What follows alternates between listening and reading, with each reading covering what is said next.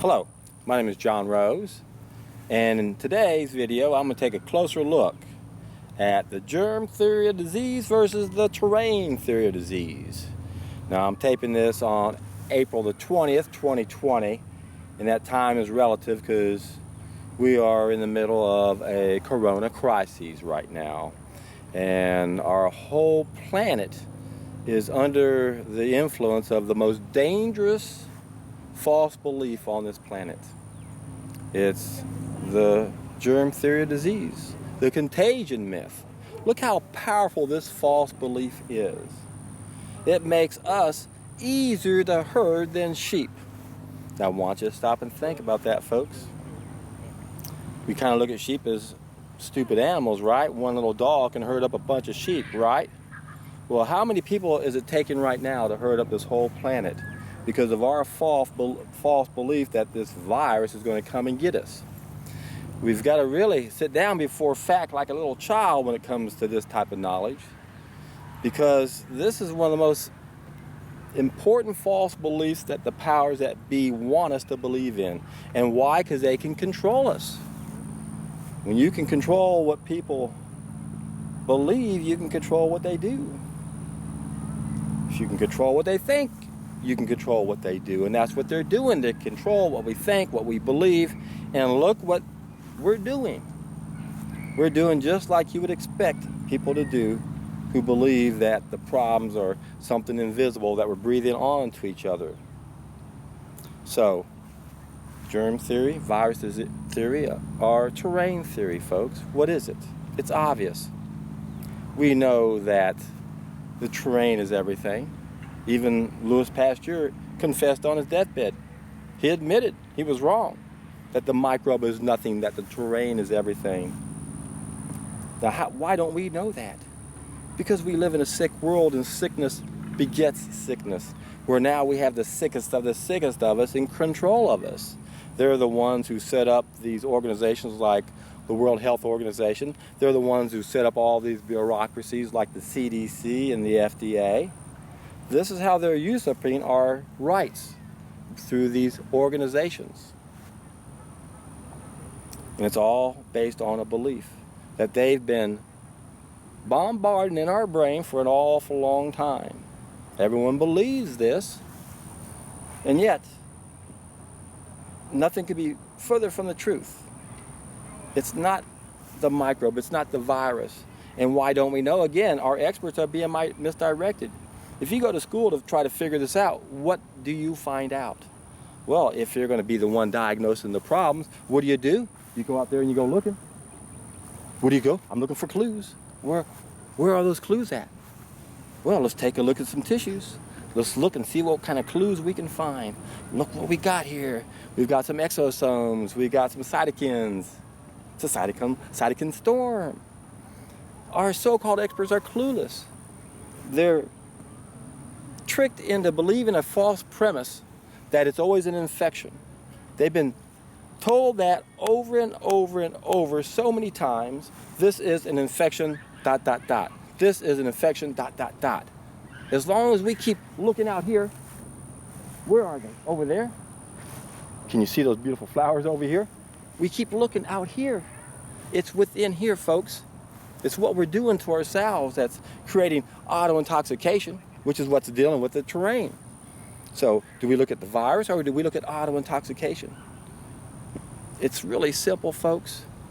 Most of our diseases are coming from the toxicity side of the equation. All of our diseases are either due to deficiencies or toxicities, but most of them are the toxicity side of the equation, and we've known this for an awful long time. Even Hippocrates said, diseases are crises of purification, of toxic elimination. And he knew the more you feed a sick person, the more you harm them. I'm quoting him right there. He knew auto-intoxication is the problem, but our experts are clueless. They're convinced that there's got to be an infection that creates the fluid in the lungs. It's insane to look at what they think is the answer and they actually believe it. When people die of pneumonia or they have this coronavirus, what's really going on? Fluid gets into their lungs. What's going on there? Well, according to them, it's either acute respiratory distress symptom or which is nothing but an infection, right? Or they're going to say it's a virus. Well, now we're back to the infection again. Or no, it's an overreactive immune system. Let's blame something else. And if we can't find something else, we blame ourselves. It's an inappropriate signal. Something's wrong with our body. It's a cytokine storm. Look at all these messengers. Look, we found them at the scene of the crime. Again, pathologists are clueless. They go looking for clues to figure out what's going on. They see what's happening, but they're already starting off with a false premise that it started with the infection. And now you got fluid in the lungs because of the infection. You got ARDS, or you got a virus, or overreactive immune system, or here's the best one. Oh, the body's just opening up the blood vessels so it can get more immune cells there. So if there's no damage, it's still the immune system's messing up. Got fluid in the lungs because the body's messing up. No.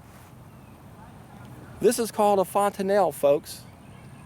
When we don't eat the right foods, we damage our filtering systems, and then our bathrooms get dirty, especially the bathroom that surrounds all of our cells.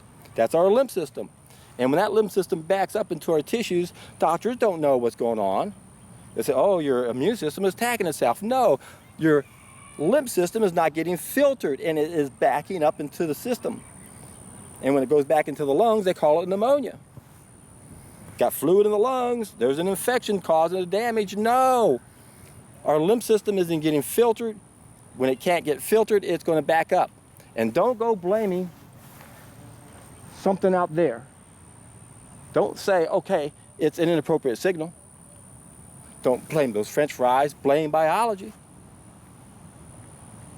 We are doing it to ourselves, folks, ignorantly, because we don't know how to live, we don't know how to eat. Let me make this simple for you.